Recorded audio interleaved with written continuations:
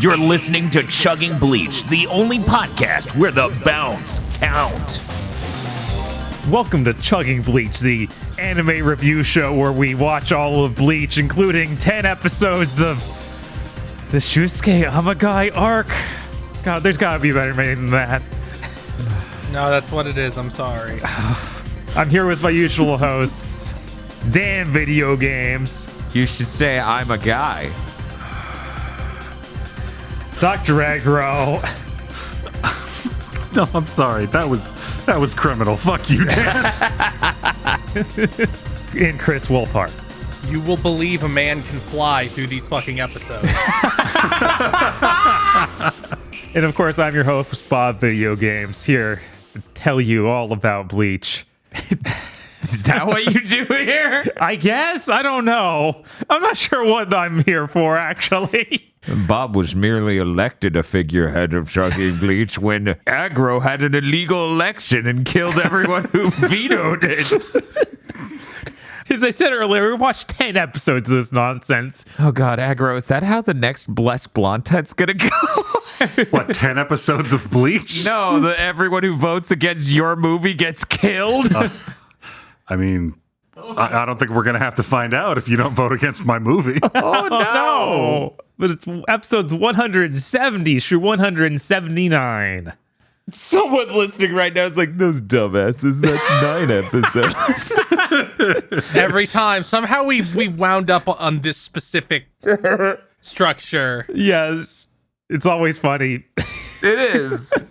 It's true. At some point, we're going to have to do 6 episodes just once to get off Yeah. this pattern. Somehow we ended up cutting off the ending this time exactly? Yeah, luckily. So we will be reviewing the ending at later in this episode. So stick around for that past all the recap and everything. You're going to really want to hear his thoughts on the ending. Recap, more like recrap. This is bad anime. We watch bad anime. That's the joke. This is rock bottom.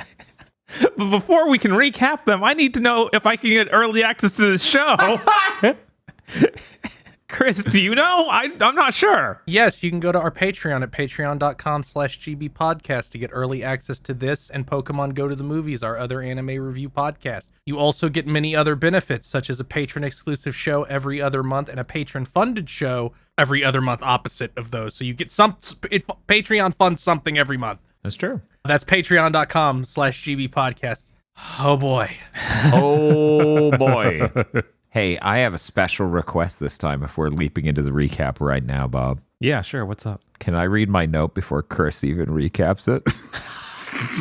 I have one note for this first episode. Sure, I guess. Here's my idea. You ever see like a Looney Tune where they're doing a fun, festive like chase and then they actually clock out like it was their job? Well, that's me right now. So the budget in this episode is so bad, it looks like a webtoon. It looks like a webisode. Okay, I'm done. Good night. See you next episode. Harsh but fair. Episode 170. Recap. The new characters are joining Ichigo's class. Kenryu answers questions for everyone. Chizuru is a pedophile. Keigo asks why Kenryu is the only one talking. Kenryu explains that Rurichio is nobility and doesn't talk to peasants. He then threatens to kill Keigo. Something Keigo's pretty used to. Rurichio tries to talk to Ichigo, who is extremely disinterested. She orders Ichigo to get her a drink, and Keigo complains some more. Then everybody says it was good that Keigo gets death threats. Ichigo doesn't want to go get her a drink, but everybody shames him into doing it. After school, he's going home, and the freak patrol are asking where. By the way, everybody's really fucking off model. Those are the first 2 spoilered images. Everybody being really off model. It's so bad this time. Yeah, no, it's insane. I'm Who are these people? I'm literally the meme of if nothing matters, then why does it hurt? Rurichio wants to walk home with Ichigo, and her retainers are like, no, you have to follow the plan we made to keep you safe. She makes a really good pout that is the next spoiled image. Mm-hmm.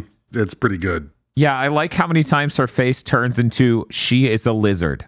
Like there's just something about the faces she's making that says there's a fly in her mouth right now. I kept getting, because of the way they kept drawing Rukia, I was like, it's their stunt double. At home, she eats dinner and is excited to go to school again because she already has a crush on Ichigo, and Kinryu is upset at how obvious this is. We cut to Ichigo's room and they talk about the new people. Ichigo is disinterested. Rukia can't find anything about them, and Kon pretends to be interested because he wants to go sexually harass the girl, and Ichigo's like, I'm going to bed. Something happens in the middle of the night. Ichigo senses it, even though we had an entire fucking plot about how he's bad at that. And he spirits up. An entire fucking plot. You mean the franchise Bleach? Aside from the fucking movie where he's a different character? He kicks Kon in the face as getting out. Kinryu is on the roof, and him and Rukia talk to him. Some balls of light explode, and figures come out and bomb through the ceiling and into the house. Kinryu ditches Ichigo and says he'll leave the rest to him, and it's some ninja guy with a weird sword with like a mirror gauntlet attached. They fight for a little bit, and the mirror on the gauntlet reflects light from the moon, I guess, because it's fucking nighttime and can flashbang you and stun you. It's really unimpressive because it's a filler fight. Ichigo then counter-reflects the light off his sword and stuns him and owns him, and then he tries to ask the guy a question, but the guy runs off, and Ichigo tries to knock him down with a Getsuga, but the guy blows himself up with like a fucking grenade because he failed in his mission, I guess. Kinryu returns, and Ichigo kicks him in the face. Rukia and Ichigo demand to know what's going on, but then we just hard cut to them calling Orihime and Chad and Ishida to talk about it. Mauricio's guys are nobles. There's a bit where Ichigo repeatedly points out that it makes no sense for Rukia to not know who this family is and for them to not know who Rukia is. Yeah. And then Ishida's like, Ichigo, stop questioning the filler or we'll be here all day. Just let it happen. Yeah, I started screaming. I'm like, you can't just write them being like, shut up, audience. This is what you sound like. I had forgotten why I loved Ichigo so much back in the day. Mauricio is the head of a noble family, and the advisor wants to usurp her and take it over because she's a weak leader because her parents died. That's it. That's this whole fucking plot. Okay. They take 7 minutes to get through this conceit. They do. And all I can think of is that her parents died of illness in the Soul Society. That's the thing, I guess? Listen, shut up. This is how Bleach works, okay? I mean, that's not even getting into how can you have children in Soul Society. It's very fucking weird. Yeah. Why are there noble houses that aren't in them? Look, Right, yeah. fucking Soul Society, man. None of it actually makes any sense. Illustrated Guide to Soul Reapers. Yeah. Yeah. Yeah. Oos. We're looking at the male Shinigami Association's meeting. They're all dressed as Bancho because they got kicked out of the room they were in. Now they're in a storage shed. They're talking about phone charms. There's no joke. Some of the charms are pretty good, though. Episode 171. Just throwing in this picture of Keigo disassociating in this shot because that's me watching these. Ichigo is running with the noble squad. They run a little bit of shtick. Ichigo's annoyed they're treating him like hired help. She's interested in a vending machine. Ichigo buys her a soda while Kinryu tries to look up what a vending machine is in this little, like, Human World guidebook he has. Ichigo explains what a vending machine is. They do some shtick where Inryu, the big mute guy, gets up in Ichigo's face when he doesn't use appropriately noble speak for the girl. Then they take pictures in a photo booth, which I think is very good. Always like quality Rukia. I very much enjoy Inryu. I think he is the breakout character of this arc so far with his expressions. Oh boy. Yeah. They play at an arcade and Ichigo wins her a cat doll. Ichigo talks with her retainers about how they're useless and have no plan, and then they go home. Yuzu invited Mauricio to dinner. It's curry. Mauricio doesn't like carrots, so they do the you gotta eat them to respect the farmers, yada yada bit. Yeah. The retainers show up and start shit, and Ichigo has had enough and is like, I'm gonna fucking kill you two if you don't get out of my face. And then Mauricio gets indignant and shoos the retainers out and says she hates them and runs off with Yuzu and Karen chasing. And then the retainers were like in her like depression mode because she said she hates us. What are we gonna do? Rukia then insists Ichigo is in the wrong because she has been replaced by a different character in this filler arc. And or like the fascism her brother like injected into her during her upbringing is like flaring up. I mean, even Ichigo going on the entire rant about farmers was really weird and not really in character for him either. Yeah, it was weird. They're like, it's a royal lady and she's really young. What is she? Oh, she's a brat. Okay, Ichigo, it's time for you to be a weird, domineering, almost abusive dad archetype during this dinner. See, it felt more like an older brother. Like, it felt like him being an older brother. So it didn't register as strange to me at all. Yeah, it felt like a practiced older brother thing. Then Yuzu and Karen show up and say, she really did run away, we lost her. And then they find her body at home. She ditched her Gigai. She ran off pouting and runs into Orihime, who I guess can see her. Orihime moms at her a little bit, like her ovaries turn on. She has to pretend to raise this child. Orihime basically tells her gently that she is a spoiled brat and needs to be more grateful to those around her. Then her hat blows off, and that brief flicker was enough for another one of those ninjas to show up. This dude has a spear. He attacks, and Orihime saves her. Then he pulls out a weird sea anemone thing that fuses with the big spear, and it shoots energy waves that become rock? It's real fucking goofy. Yeah. It's like, well, I don't think I've seen that before. Yeah, man, what a stupid power. Hope that doesn't come back. Orihime wards him off. It feels like they were like, how can we have somebody do ice powers, but it not be ice? They had a whole writers meeting about this one problem they needed to solve. What is hard and could come from a sword and isn't ice? He attacks and Orihime saves her. Orihime wards him off and she blocks him, but he's gonna crush them with the big rock. Orihime's getting crushed by the stone. Riichio has a little breakdown about how people are getting hurt for her sake and why is this happening to her? What did she do? And then the retainers show up and shield her and Orihime with their bodies. Then Ichigo shows up and him and Rukia start fighting the assassin and their swords get fucking stuck in the rock he makes. This is embarrassing, guys. Sad performance. And then Kinryu uses his Zanpakuto release, Bloom Benishidare. It's a black sword covered in flowers. It makes pollen that causes flowers to sprout on any weapon they touch, so it covers the assassin's spear in flowers, and it doesn't work anymore. Rukia and Ichigo think it's really lame, but Orihime thinks it's really cool. They do some more lightly bonking at each other, filler fight, until Ichigo just gets sick of fighting someone with such a stupid power and deletes the encounter with Getsuga Tensho, and then the dude runs off and kills himself. It is the best shot in this whole set of episodes. Yeah, it's him ludicrous. leaping into the wall to kill himself. Right? It's like, Yeah. did you really think that was going to work? I guess it did. It's like they stacked all the fucking desks in a classroom. He jumped in onto the top and it fell over and killed him. We are too far into a Shonen series for a little rubble to kill someone. The next one's gonna inject himself with a deadly strain of a virus. He's in the hospital bed. You're so old, Ichigo. I'm dying a horribly painful death. Very slowly, too. Riichio and the retainers go home, and she says she'll eat her carrots from now on. The next day, the two retainers dive through Ichigo's window while he's asleep crying because she's missing again. Illustrated Guide to Soul Reapers. Yeah! Yeah. The Shinigami Men's Association meeting continues. They give more harebrained designs for quote-unquote masculine phone charms. Then Akon, Mayuri's third seat, shows up and says the women cut their budget so they can't have meetings anymore. The end. I love this one because they are in a public restroom. That is their meeting location. Yeah. This is the best ending segment of all of them this set because, also the silver hair guy was like, the phone's 9 feet long when it's in use. Yes. Oh yeah, Ukitake's design was real goofy. It was fucking awesome. Episode 172. Episode 172. We're back in Soul Society. Squad 3's chasing a cat. Kibune, Amagai's guy, who is now the third seat, catches it. The squadmen complain that all their work has been lame stuff like this lately. Izuru is offered to go socialize with them, but he has to go file a report. He goes to Amagai's office and then hallucinates Gin being there in his seat. Amagai's calling everybody by their first name because he's like a cool substitute teacher. Oh, God. That's the energy. Yep. Yeah.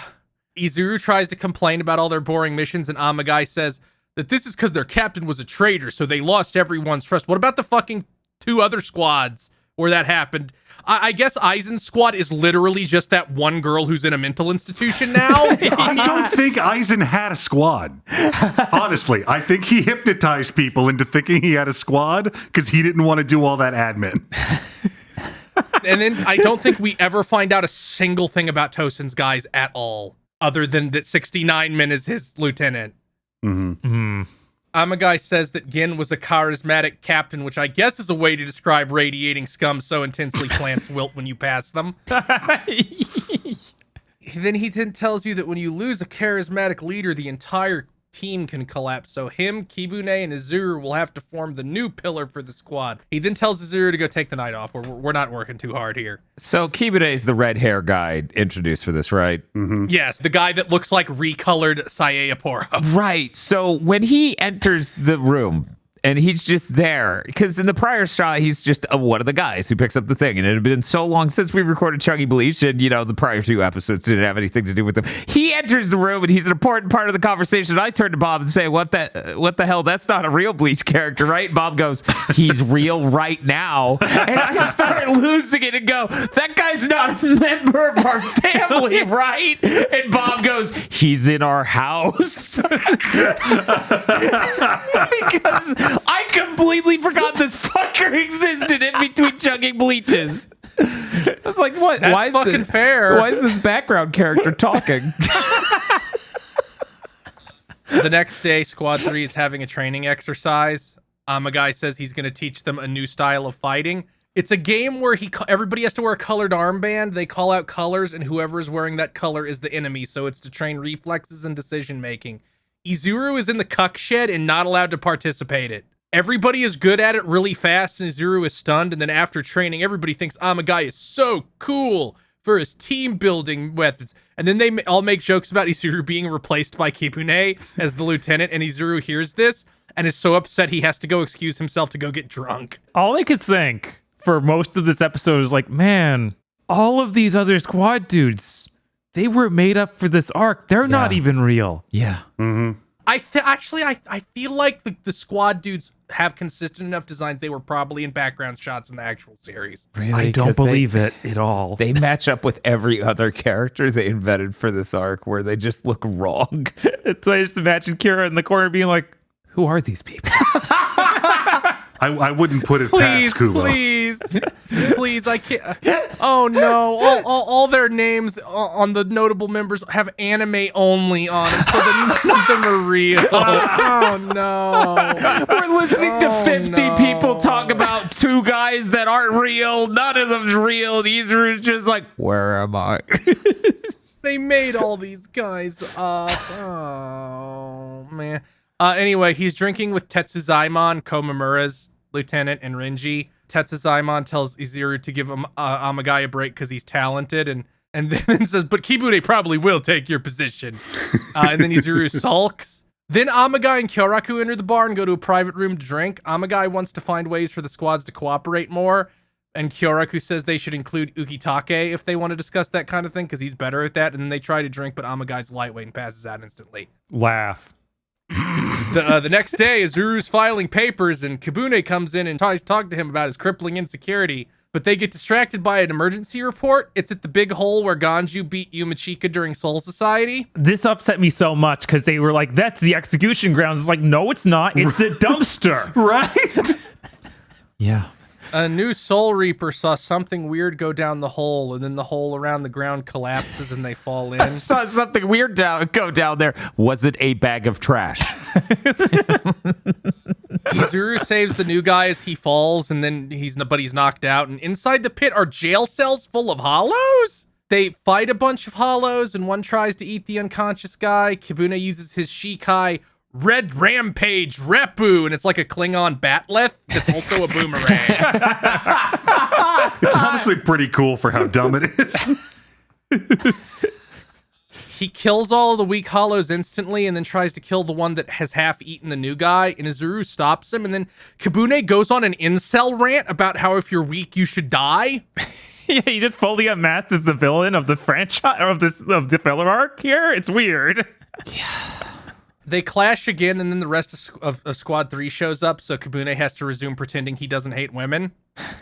Izuru copes a little because that clash where he blocked the attack almost broke his own Shikai.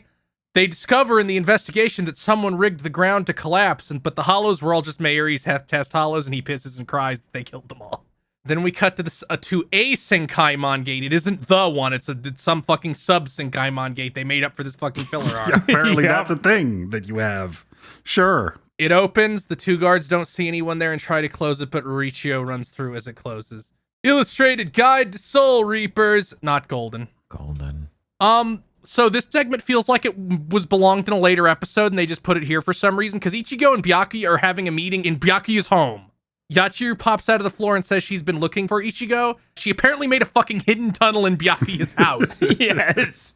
Byakuya apparently called Ichigo in just to demand that he refer to him by his full name and title, but Ichigo already left. Episode 173. Mauricio has gone back to Soul Society. She instantly runs into the evil advisor, who herds her into a palanquin and sends her off, and then instantly tells his assassins to go kill her. This is the important assassin because he has visible hair. Oh, He can also turn into a shadow and teleport, I guess. Ichigo, Rukia, and the retainers come through the same private Senkaimon that Mauricio did. All the humans got benched again because we can't have shit even in filler. They don't even come up with an explanation this time. yeah, like Orihime says, it's forbidden. I can't go. I didn't get the What the note from my mom. Never mind the fact that it's not even just you're alive because she went to visit Soul Society in canon content to train. Chad, are you gonna come? No, my feet are wet. Ishida, I just don't want to. Yeah, no, exactly. Like, I don't care about this girl. Fuck off. They have a meaningless filler conversation as they run through the streets in the rich part of Soul Society, and Ichigo keeps shit-talking the girl, and her retainers keep punching him in the back of the head as they run. They split up, and Ichigo looks in the fucking Soul Society mall. I guess if you're not in the poor shithole area, everything just looks like a shopping center. Rukia runs into Kenpachi, and he instantly detects Ichigo and wants to go off and fight him as Rukia desperately tries to keep him out of the plot, or it might be good. The evil advisor traps the retainers in a fucking broom closet. Yeah. Like, he just like, I saw her in there. And then they go in there and he like puts a chair up against the door and runs off. Yeah, this seems ludicrous when this dude's commanding an army of killer ninjas. Sometimes, you don't have to try that hard to accomplish your goals. Mauricio is carried to a noble house and there's a brown-haired girl there. Her name is Sachi and they're friends. There's a tea party with a bunch of other girls. The retainers are still in the broom closet. Ichigo tries to just walk into this big noble compound and gets chased off. Idiot. He then uses Flash Step to sneak in and invades the tea party full of children and is instantly caught by the guards again and has to run again. Idiot. Rurichio is wandering around grousing about Ichigo showing up and finds a crying child. She leads the child to try and find their mother, but the little girl is an assassin who attempts to kill her, which is very funny. Yeah, it is. It's like she's got like a Doom theme as soon as she starts fucking shit up. It's great. That is the last spoiled image I posted, her running from this little assassin with her tiny little shiv. She looks like a When They Cry character. Exactly. Yes, she does. Multiple people have said that. That's true. Ichigo intercedes to protect her, but the guards show up again and try to harass her. And the little girl, who now has an adult's woman voice, starts shivving them in the liver, which is really funny. She's about to kill Mauricio, but Kenpachi just shows up through the wall and grabs the assassin, and an entire fucking adult ninja comes out of her skin like it was a fucking bodysuit. Just like Then Kenpachi kills them with the dismissiveness of someone closing the door on a salesman. He doesn't even look at them. He's just like, arm swings down, problem solved. I'm losing it because Chris and I screen capped the little girl running after her. The same frame of animation for the little girl, but two different spots in the scene. Rukia comes through and stares at Ichigo covered in the "we're gonna hold you down and spit on you" schoolyard bully dog pile the guards have going on.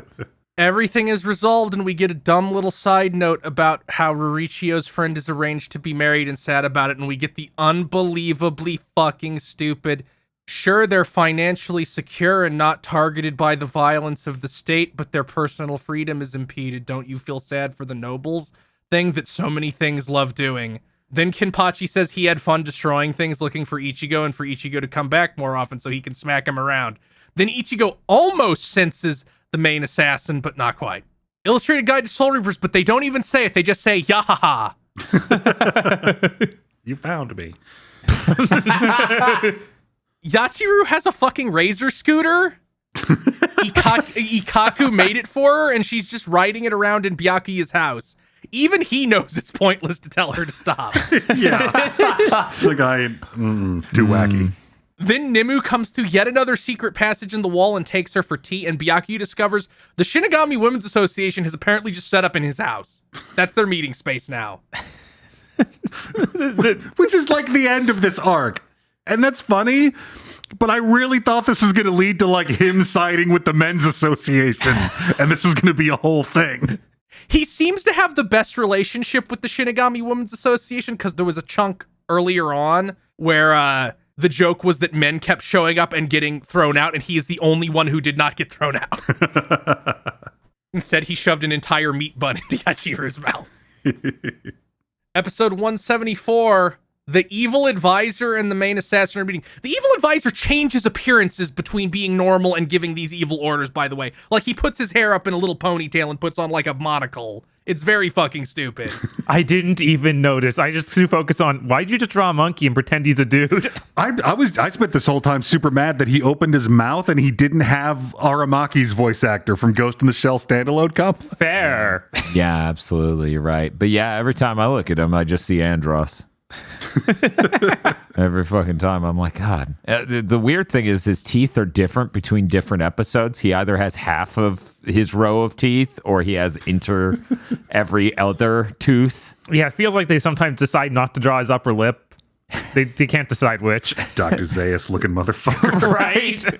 No, you don't want to go there, Lauricio. You won't like what you find out there.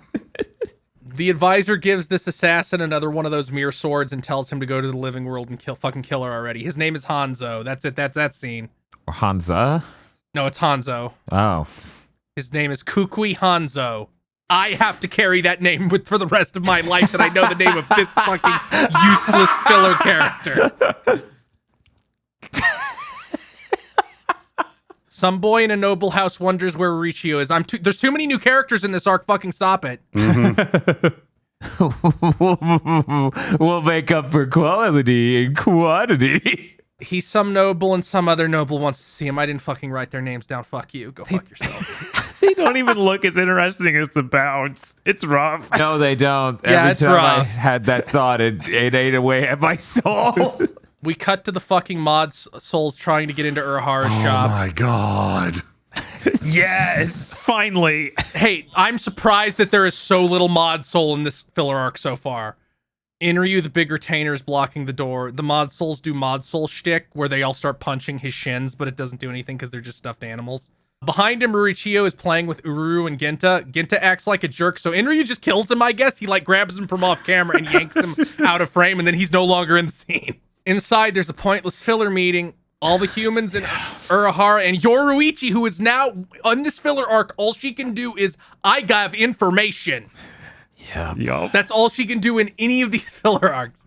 There's a reishi, fuck off. There's a reishi shortage, but only one type of reishi. There's fucking different kinds now. It's fucking the energy that everything's made of. Go fuck yourself. Go fuck yourself, Bleach anime filler writers. Fuck you. Yeah, no, you can write a lot of things. You are not allowed to write this.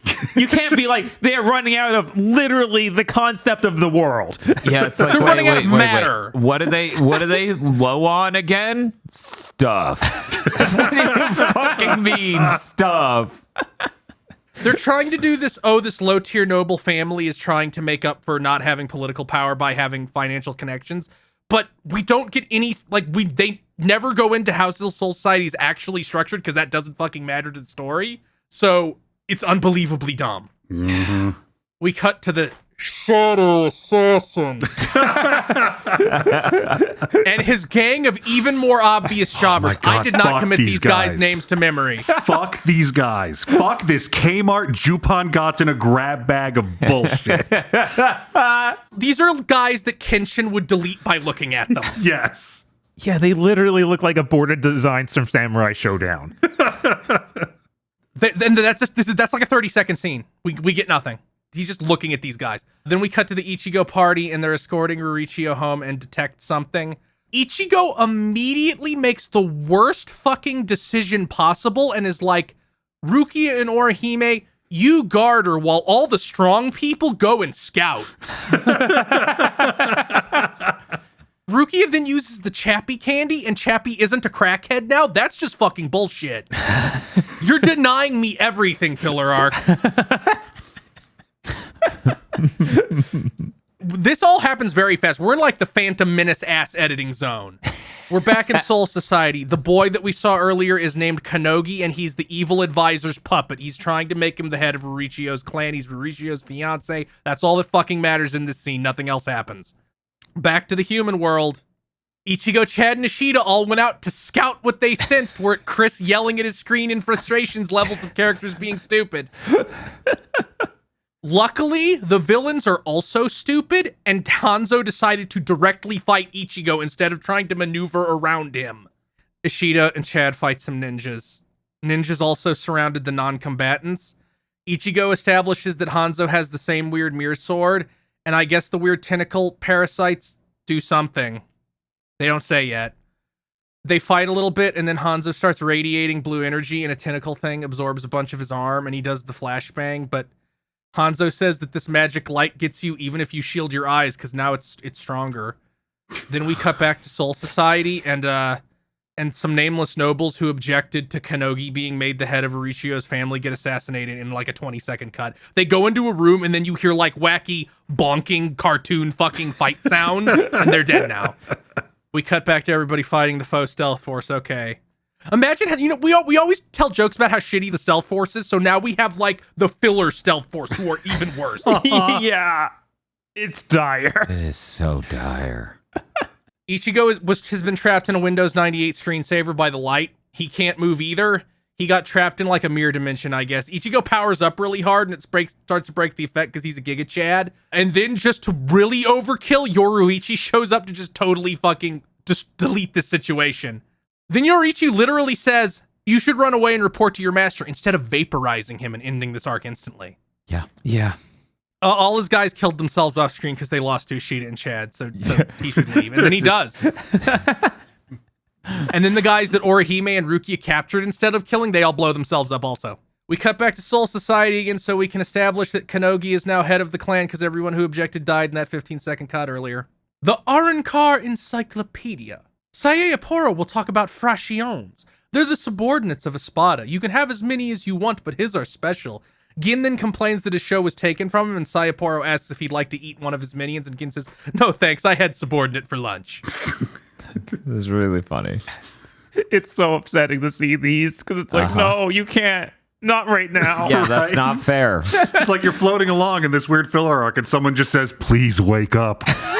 Remember. Episode 175. Okay, real quick. I gotta cover this.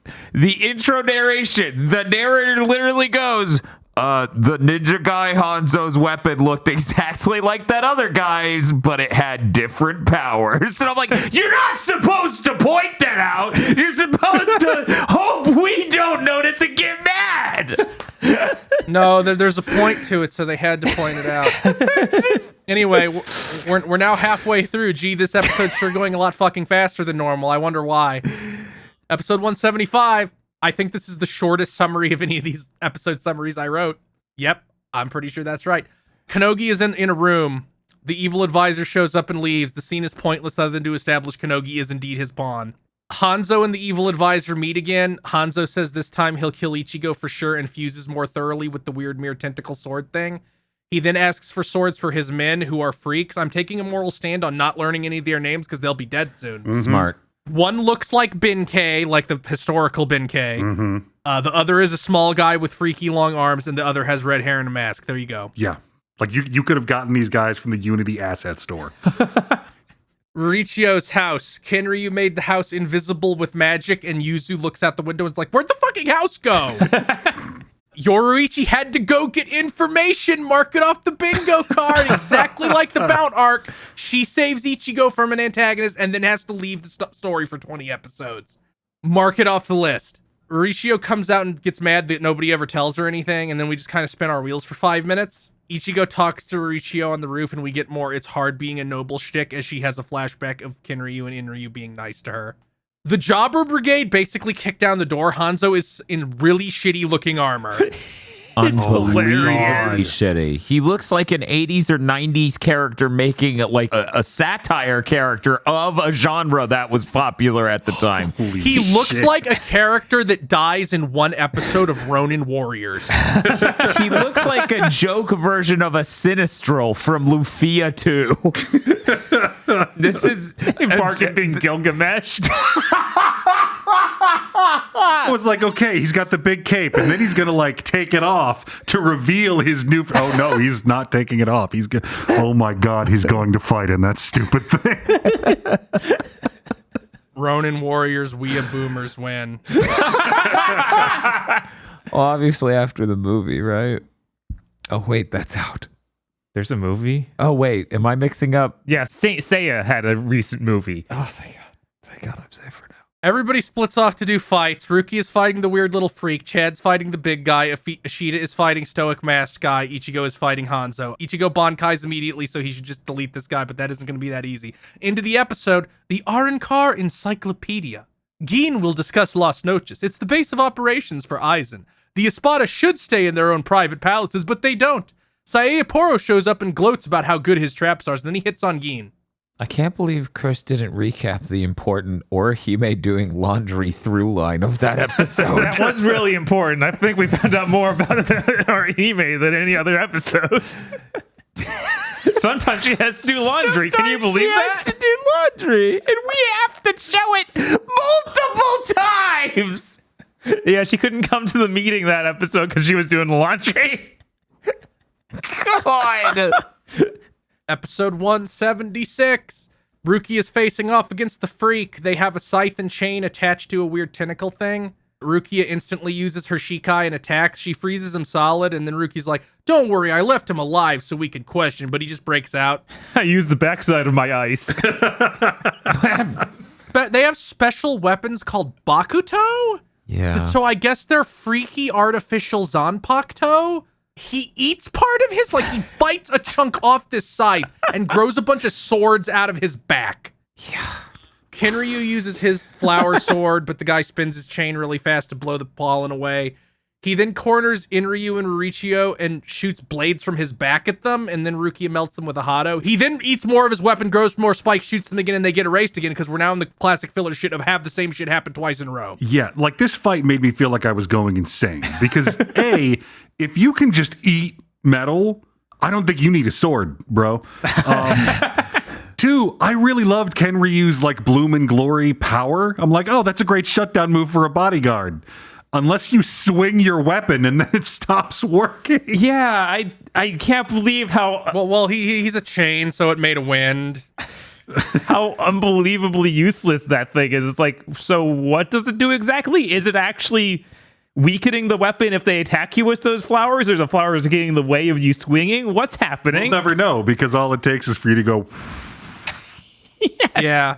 We cut to Ishida and the masked guy. They talk a bit, and Ishida waves his Quincy dick. He's like, "I'm not using Flash Step. I'm using Hirin Kyaku. It's better. If you don't think it's better, I'll kill you." The masked guy explains that Bakuto absorb energy from the wielder to become stronger, unlike Zanpakuto, which have a mutually beneficial relationship with their wielder, which doesn't fucking make any sense. They're not independent and alive. They're a reflection of the owner's soul. I like that even in his description, he made it sound like Zanpakuto were better. I mean, you know what? I'm going to give this filler arc a point. At least they have the explanation of these are dark, forbidden things that suck your life force to explain why these people are not getting vaporized when main characters look at them. Mm-hmm. He gives his Bakuto a bunch of energy and it becomes a pair of swords connected to like a weird muffler made of flesh. And then Ishida shoots him, but it makes a smoke that stops Reishi. And then Ishida shoots at shadows in the smoke for a little bit. And then we cut to Orihime running through the street because she sensed the fights and she senses Chad. But her laundry. I know, right? What about the laundry? Chad is squaring off against the big guy with a spear. He asks them to leave and tries to appeal to their sense of empathy, but they're a filler character who is less human than a cardboard cutout, so it doesn't work. That fucking dialogue though, where he's just like, Mauricio's young and she's ready to embrace her future, and I'm just like, Chad, what the fuck are you talking about? Right. Chad, did you read the script? Is that the script in your hand, Chad? He just starts sounding like a book report.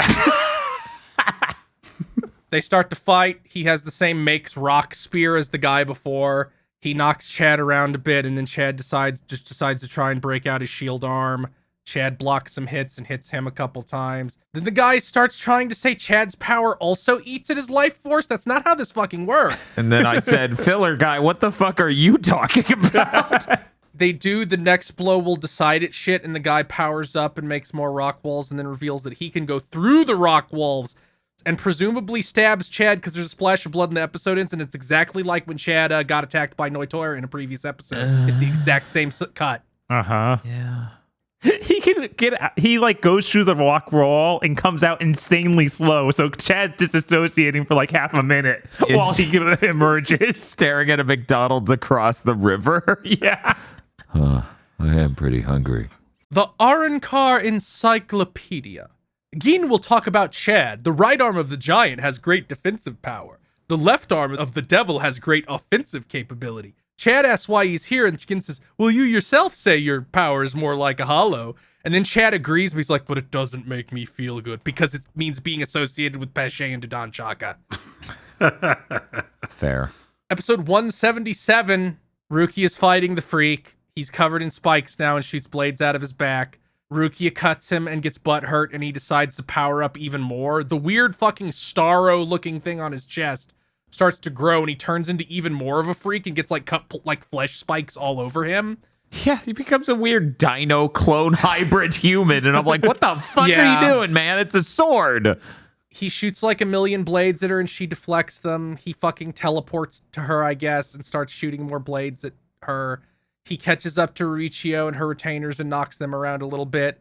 Rukia realizes something and chain casts Sokatsui at him, and he does a spin dash and shoots a bunch of blades at her, and she makes an ice pillar to block them, and then he tries to chew on his blades some more, but she used Binding Hado to prevent him from eating more of his sword. Well, actually, I think her real technique here is when he goes to do that and she yells, freeze, and he just doesn't do it. I think the implication is because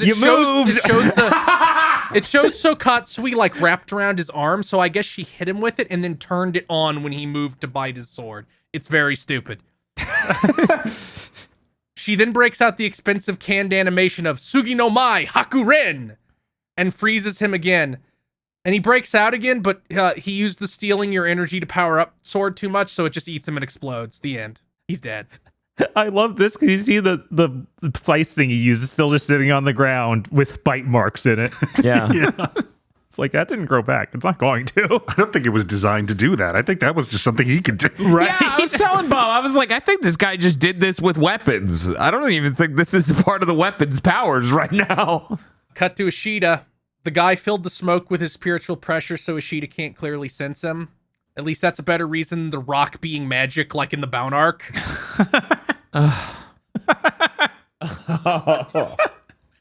Ishida breaks out the Sele Schneider and starts using it like a sword. He's like trying to gather info about this dude's power. The guy merged with the smoke and only rematerializes to attack. He cuts Ishida's leg and then says, now you can't use Hirin Kyaku. And I'm like, the whole point of the Mayuri fight is that Quincy can manipulate the Reishi cloaking their bodies to move even if you like completely brutalize them down into dust. Yep. Whatever. Chris, they went over this. There's a reishi shortage, as you know. Oh my God, no. Not even I would pull that bullshit. Ishida set up the magic circle he used on Sapporo and blows the dude up. Ishida also got caught in it somehow, I guess. Fucking whatever. I started getting fucking livid with this the moment it did that. It's like, hey, remember that thing that happened like 10 episodes ago and the cool shit? I'm like, fuck you. Don't you do this to me. Please wake up. Try to remember. I'm trying. Yeah, we're in the fucking coma. Yeah. The end of the episode was enough to deal with, but then when the episode just started beat for beat repeating the cool shit that happened near the end, I started really fucking getting mad. Rukia looks at the scythe the guy had, but the die itself force steals it and runs. Turns out the big guy didn't actually cut Chad. Chad blocked it. Why did he bleed then? Who knows? He keeps attacking from inside the wall, which is the exact same thing the last guy was doing, but with rock instead of smoke. Yep. He does successfully stab Chad, but Chad is just like, I'm fucking stronger than you, and just catches the spear and pulls him out of the wall and throws him through it. It's so fucking good. And then Chad's like, I'm going to use La Muerte, the coolest thing that has been in the Bleach anime in 30 episodes after or before. You're done. And then just deletes him and leaves the skull behind. It's so good again. I started making jokes to Bob like, and then we're going to cut back to the advisor and he's going to eat one of his underlings. And it's going to be so cool. We're just going to do it all. Ichigo is fighting Hanzo. He shatters the mirror in Hanzo's sword and is all smug, but then all the shards like uniformly flashbang him. That's the end of the episode. The Complete Quincy. The dub forgot what this segment was called and called it the Quincy Encyclopedia, but the subtitles correctly refer to it as the Complete Quincy. The Sele Schneider can be used to make a magic circle that explodes. It's hard to do, so get your allies to help. Ishin is there again and says, wow, Ryukin, you're still relying on others there, huh? And then Ryukin tries to shoot him and says, my finger slipped. It was pretty good. It's pretty good, the two divorced guys hanging out. Yes. Episode 178. Ichigo got sent to hell by the light particles. There's a bunch of mirrors. One of them has baby Ichigo in it. The sword trapped Ichigo in a nightmare about his mom dying. He relives his mom dying and she blames him and starts choking him. Very basic stuff. Ichigo starts to brute force out of it and they try to do an emotional thing of him talking to his mom, but we already did this 150 episodes ago. I'm sorry, 162 episodes ago. Yeah, I was like, oh my god, his sword's going to summon Grand Fish. I've never heard of that character before.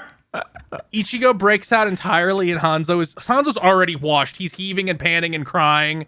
And they fight a little bit and it sucks. And then there's a cool bit where Ichigo gets knocked back and like reaches out and grabs the air to slow down his momentum. Mm-hmm. It's like he sticks his hand against a wall or something, but it's the air. Then Hanzo's sword starts eating him and he's covered in like his Tokyo Ghoul flesh armor. And he gives his backstory, which is too stupid and contradictory for me to recount. Yeah. Fair. He then attacks Ichigo and Ichigo uses his mask and eviscerates him and his sword eats him like the other guy. Okay, he's dead now. And then Hanzo was like, no, my next deception was trapping you in a dilapidated Kmart where there were no employees to check you out. No. You ask why you're even shopping at this Kmart, but it's too late. You're already in the store. I gotta really be like, your master plan was subject Ichigo to his mom. Right? What? Bro, please do not give the Shonen Pro tag an opportunity for emotional closure. What are you doing? What is fucking going on? This writer room must be insane. Look, they have to get this shit out a week at a time. Man, I love that Hanzo's backstory is that he must do everything to protect the clan. And that means he will kill the next in line to take over the clan. And they try to imply this clan makes Zanpakuto. Mm-hmm. They make swords. Not necessarily Zanpakuto. There's what other fucking swords are there in Soul Society? What other sword has any fucking character had in Soul Society? None anymore, because there's a stuffed sword. You don't need the stuff. We're all out of the stuff. We cut to Soul Society. Kibune is walking to work. Izuro's stalking him. He goes to the Kasumiyoji compound. That's the noble families. I haven't said their name before now because it doesn't matter. Time for the horrible plots to intersect. We get a scene with Kanagi the pawn being shuffled back to his room, and the evil advisor goes to his evil meeting room where he puts on his evil monocle to do evil meetings. Mask guy survived, everybody else died. He gets mad at being told he's a loser and tries to attack him, and then Kibune shows up and kills him instantly. That's the end of the episode. Oh my god, what a twist. Kibune, he's so powerful, he killed this guy who was heaving over and dying already. Yeah, I'm scared of Kibune. Illustrated Guide to Soul Reapers. They don't actually say it again. Instead, they just say, "What did you say?" The Men's Soul Reaper Association is invited to a joint exercise with the Women's Soul Reapers Association. They get really excited because they're being respected, and it's framed as how to turn down an aggressive salesman, but it's a demonstration on how to turn down a pushy guy hitting on you. Yep. Episode 179. Interesting thing about 179, the intro gets changed for this episode. It does. And it is worse than ever.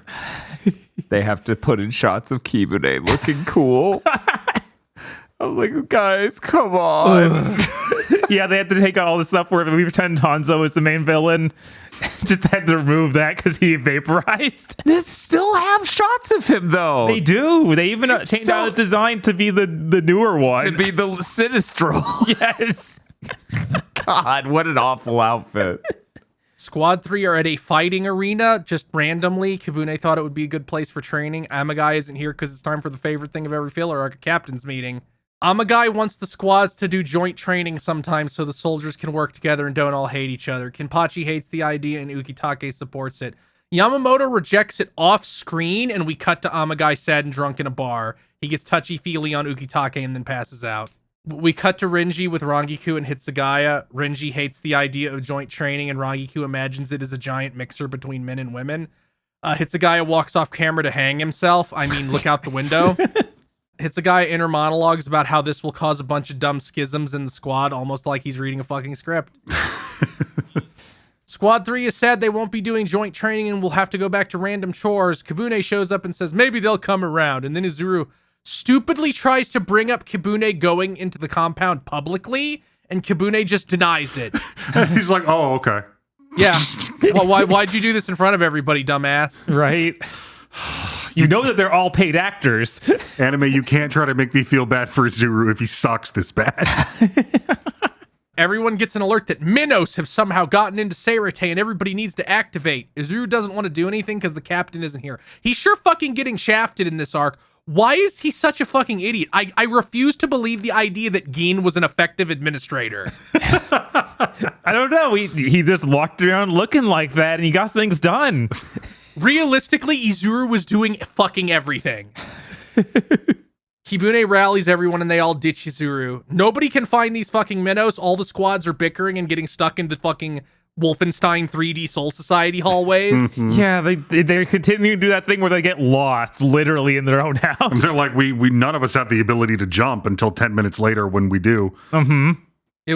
I guess this was all a ruse to show how uncoordinated the squads are.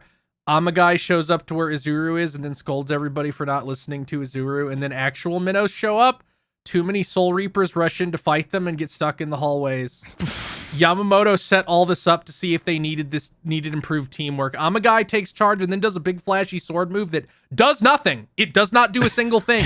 I checked this scene multiple times. Like, does this big flashy thing he does have any effect on anything? And it does not. I'm like, it looks like waves. Is he doing like a sonar thing? Is he setting up a communications network? No, nothing's happening. He did that. Okay. This drives me so crazy because literally everyone there, like every vice captain, could kill all of these without an issue. Like they shouldn't be inside the Seirete. No. Like, where are the Menos? Does the fact that you can't see them from anywhere in the city tip you off to the fact that they're not here? Hey, remember that filler episode during the Bound arc where Ichigo just killed like 3 Menos or whatever? And it was like, oh, yeah, he barely had to try. Amagai gives orders so the squads can kill a bunch of hollows that anybody like within the top 30% of their forces could effortlessly defeat. Izuru notices Kibune having matrix text on his glasses during this. Yamamoto approves joint training as a result of this test, and then Izuru notices Kibune being suspicious again. Episode over. The Illustrated Guide to Soul Reapers. Golden. You didn't earn that, though. I'm gonna take what I can get. Yeah.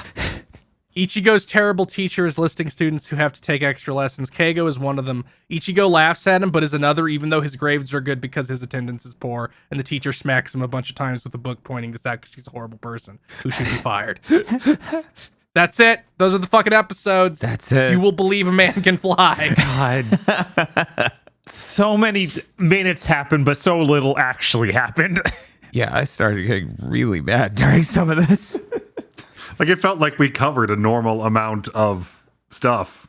Yeah. Yeah, for 5 episodes. Uh-huh. All right, well, that means we can review the ending, because that ended this set of episodes, as we mentioned earlier. That's true. The ending 15, Orange by Lil B. Yeah, little B, I assume. Yeah, this is more like a Lil apostrophe B. So what happened to him? Oh, he got lilbed. And this is our regular 1 to 10 scale. Nothing too fancy here. Dr. Aguilar, what did you think of the ending? Every time this ending came on, I had to take a moment to remember that this is the imagery that goes with this music. That it like there hasn't been a problem with Hulu and they've mismatched 2 different files. And also, while listening to it, I was trying to figure out what this music was. I'm like, it's kind of jazzy, but it's not. Is it swing? No, it's not swing. And then it occurred to me, oh my God, this is ska. Uh-huh. Yeah. 3. Yeah. Chris, what did you think of the ending? It was like a knockoff Katamari song, and it had terrible visuals. 3. Oh my God. Dan? I started to wonder if making good ska was illegal in Japan at this point in time. I am also giving it a 3. The animation and stuff is really bad too, as countless people are drawn really bizarrely with thin limbs. Yeah, I can't stand Tatsuki's baby hands. It's awful. It's so bad. And then if you ignore all of that, the Casio keyboard quality ska song that's playing and everything else, the ending itself is just Orihime being depressed and spending time on her phone instead of sleeping at night. This is a bad ending. It is. This Oh is my God. terrible. I guess I've got to go. I didn't hate it as much as you guys, because there were a few things I enjoyed, like the one cut of them throwing the cat in the air. But yeah, this isn't a good ending. Even where I was like, well, the song isn't good, but it's reminding me of Persona 4, which is a little bit of a happy place compared to where I am right now. So I'm going to give it a solid 4. Jesus. And with that out of the way, we can talk about the best dressed. You know? The people were clothed in this set of episodes, I hear. That's true, and we could say that about any of them.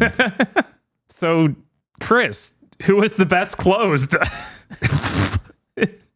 The evil little assassin who was apparently an adult man wearing a fucking suit. Ooh. That's a lot to unpack. Respect.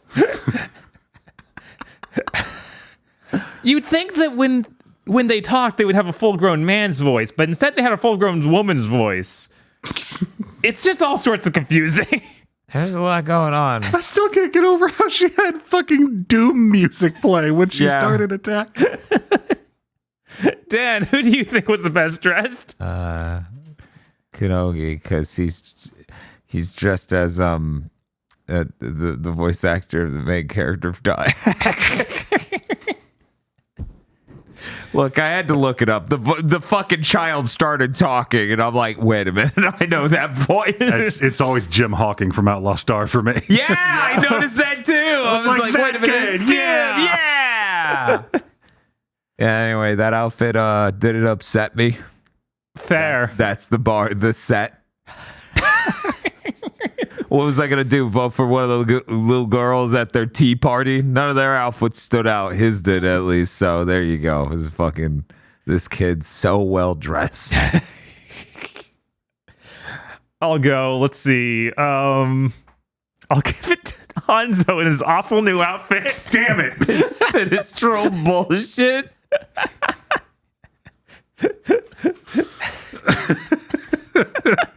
It's so terrible. There's nothing good about it, but it's hilarious. Just rolls up like I'm the boss of level 1 in a ninja game on the NES. Just so we're clear where I'm coming from with the Sinistro comment, I'm just going to post a... Yeah, that's them. Yeah, you can see he's just like the Game Boy Color game invented. Well, Dr. Agro, now that I've taken that from you. Shit. You know what? I'm going to go with a different outfit that Hanzo wore. Pulsing flesh tentacles covering his entire body. We got a Full-on Tokyo Ghoul style, as Chris said. we get a lot of picks here for best dress, and most of them aren't motivated by who is the most throbbing. That man undulated for a moment.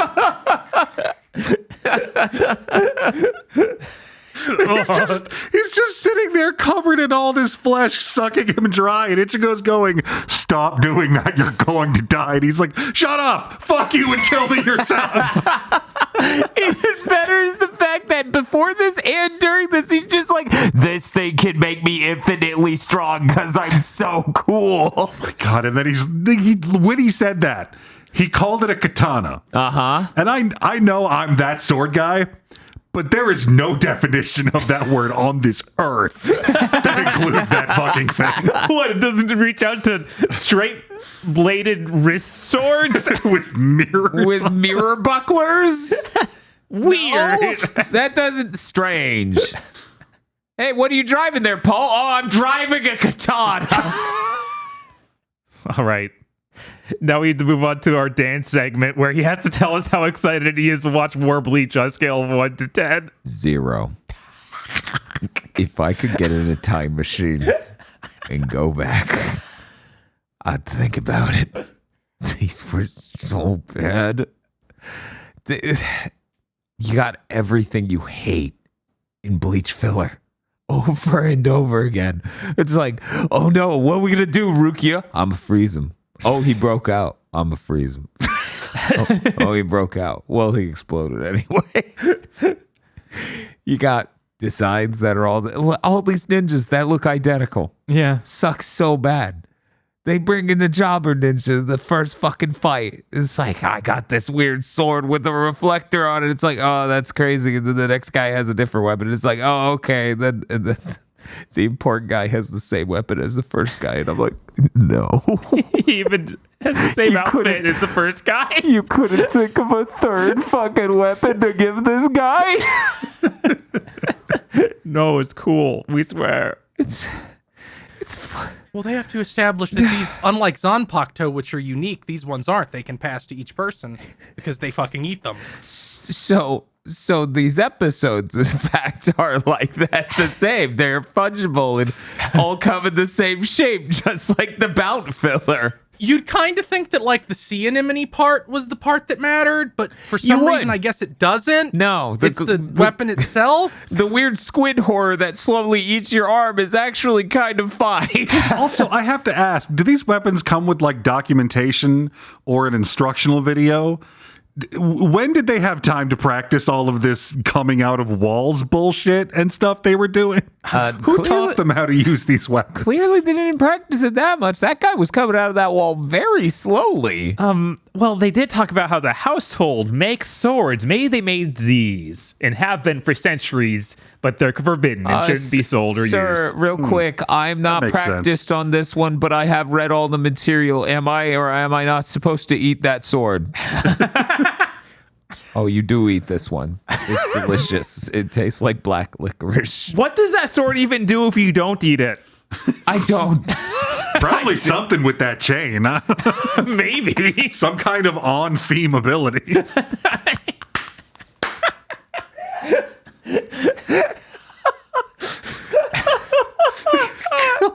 So no, I'm not excited for the next 10 episodes. We chug in a single sitting again. At least then it will be done. Yeah, that's true. I shouldn't have any optimism because of that, but Given how much these episodes harmed me at a deep mental level, I worry about it could be, Bob, Yeah. we could sit down to record and it's all the same events of these episodes. They just change out the weird advisor dude for the ninja. And now he's going to attack Ichigo. And somehow it's the same episode. No, that's impossible. Wait, all the ninjas are dead, right? Yes. Thankfully. Well, yeah. All the ones we've met. Oh, God. Oh, no. No, he was the top ninja. There's always room to go up. I'm really not looking forward to the chunk of these episodes where they have to pretend that Izuru is the main character. Yeah. Maybe they'll make it work. It'll be fine. Yeah. That's going to happen. Yeah, you sound like you believe that. They've been doing so well with them leading up to this point. Guys, I'm just saying we should all probably follow the chain of command while the commander's gone. You're a cuck. What? What was that, Kabune? You're a cuck. You little cuck boy. Put me in charge, you cuck. Okay. I see right in front of him. It was like, I'll follow your orders, Kabune. I'm like, that is a one-way ticket to the cliff, my guy. Yeah. Right? How they were not executed at the end of the episode is beyond me. Get that halberd. They were going to kill Rukio is ready for a whole squad. This should We be knew you were all traitors. should be a part of the Soul Society that looks like Dracula's fucking lawn with the pikes and skulls. But unfortunately, there's a shortage.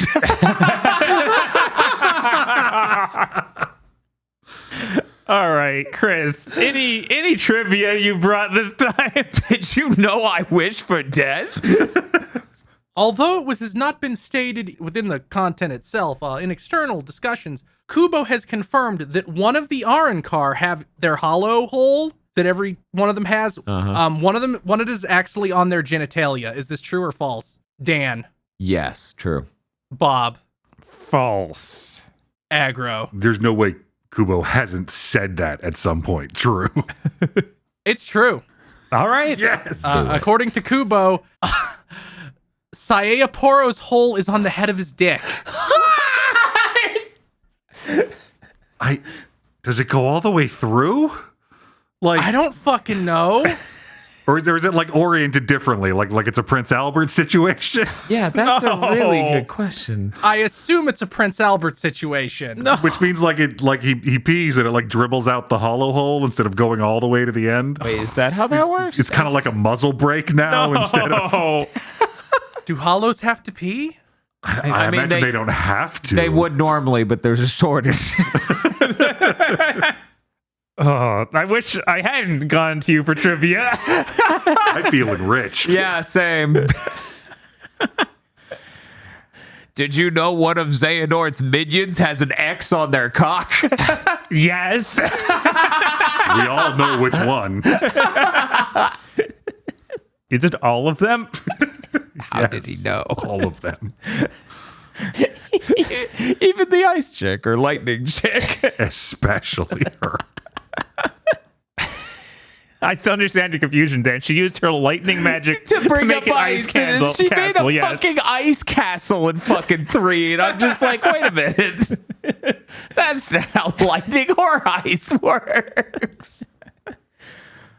Oh, all right. We got to review these 10 episodes. We do that, don't we? We do. We even have a special scale called the tightness scale that goes 0 to 25. I feel like the 0 has been made for a very special situation, possibly like now, but not necessarily like now. But yeah, let's go through this. Dan, what did you think? Yeah, I'm getting a fucking 0. This is fucking terrible. It looked like goddamn shit. They're just individual episodes would just start repeating themselves. I think the shockwave that creates a wall is the dumbest fucking thing ever. I hate so many different aspects of these fucking episodes. The only highlights are when, the little girl with the knife chases after Luichio and then is a full-grown man. That's like it, man. Like, the only good shit here is the shit I'm saying at the screen, where it's just like you and me sitting there going, Orihime's laundry. Now that's important. Stop focusing on the rest of this. What is Orihime's laundry doing right now? Man, if only we got that arc. Yeah, I'd take a 23 episode filler arc that's just like Orihime's laundry has really gone out of control. Yeah, while we watched these, I started thinking of that Ikaku episode where he taught kendo. And I was like, that's better than anything they're ever doing in this whole arc. Yeah. That episode ruled. Yeah, it did. Yeah, it did. This is the definition of bad filler. All right, Dr. Edgar, you were the most positive going into this. Mm-hmm. I want to know, how did it go? So structurally, this is basically like a bad Kenshin arc. And there's a lot of doubling up, and the fact that we had to see all those swords twice was really, really bad. Oh, yeah. But there's a lot of great shit in this arc. I love Filler Princess. I got to see Ichigo kick a guy in the head, which is something that hasn't happened in a long time. Orihime did laundry. I got to watch Rukia win a fight, which is always fun for me. That is very rare. I got a lot of my fucking around in Karakura Town that I was looking forward to. And these episodes were bad, and I had a great time. 19. Oh my god. I'm surprised you got enough Karakura Town. I felt like they did 2 episodes and then left and never came back, and I was like very upset. I mean, I expected to get 20 minutes. I got more than I bargained for. Oh. I got to watch someone learn to appreciate farmers, and that's always a good day for me. I guess I gotta go then. Man, this was rough. It's hard to think of how it could have been worse. We got a lot of them reusing exact boss fights again from earlier Bleach that had just happened. Yeah. Man, I don't even know what else to say. Like, it looks terrible. They do almost no stuff in the living world. All the politics with Soul Society are really brain dead and make no sense. Mm-hmm. I'm gonna give it like a 1. And I'm really scared because now we're moving on to only Soul Society, it feels like, because everything's about over there with Kira's squad. And that's been the dullest stuff in the arc. So I have to leave room for it to go down. Oh, yeah. It also had a lot of shitting on Azuru, which I love. You liked it when Kibune was like, you have a small penis, cuck. And Izuru's like, excuse me, how did you, what are you saying? And then Azuru couldn't figure out if that really happened or not, so we never told anybody. I know, what the fuck? Kibune, I don't understand. You're so upset about this, and I saw you bought that penis pump earlier. Is your dick actually this small? He's like, no, everyone must die. Just to show how cool I am, I'm going to go murder a guy on the verge of death. I miss when Kira had a really bad microphone. Me too. That was really funny when he called into the park on his Turtle Beach. Yes. Chris, what did you think of these episodes? It was bad, but it's not as bad as things have gotten before. I'm going to give it a 2. The fact we went through so much at once, like, up to the hope factor, because we're out in one more episode. Mm-hmm. One more Chugging Bleach instead of 9. Yeah, blowing through this was great. Yeah, there's no other way to do this. Oh, man. Every time it got kind of bad, I thought to myself, hey, you know what this isn't? That multiplying Arankar bullshit. Oh, that God. was worse. That was really that was bad. indeed That much made me worse. want to pull my skin off. Yeah, that at least that was only like 5 episodes, but it was the worst arc they could have made. Mm-hmm. Oh, well, that does it. Get ready to watch another 10 episodes for next month's Chugging Bleach. Hey, you better study for this test. It's important. You need to know what stuff they're out of. Yes. Are they out of Amaguys? They might be out of Amaguys. Like every time they run out of Amagai, you have to be asking, where's Amagai? Hey, before you down that jug of bleach, how about you head on over to patreon.com/gbpodcast. You can get the next episode of Chugging Bleach early and help support us doing insane 7-year-long endeavors like watching all of Bleach. We also do many other shows that you can get extras for, and if you ascend to Vastopod Lourdes, you'll even get credit for it on Big Think Dimension, our weekly gaming podcast. If not, that's fine. We'll see you next time you're thirsty for some bleach.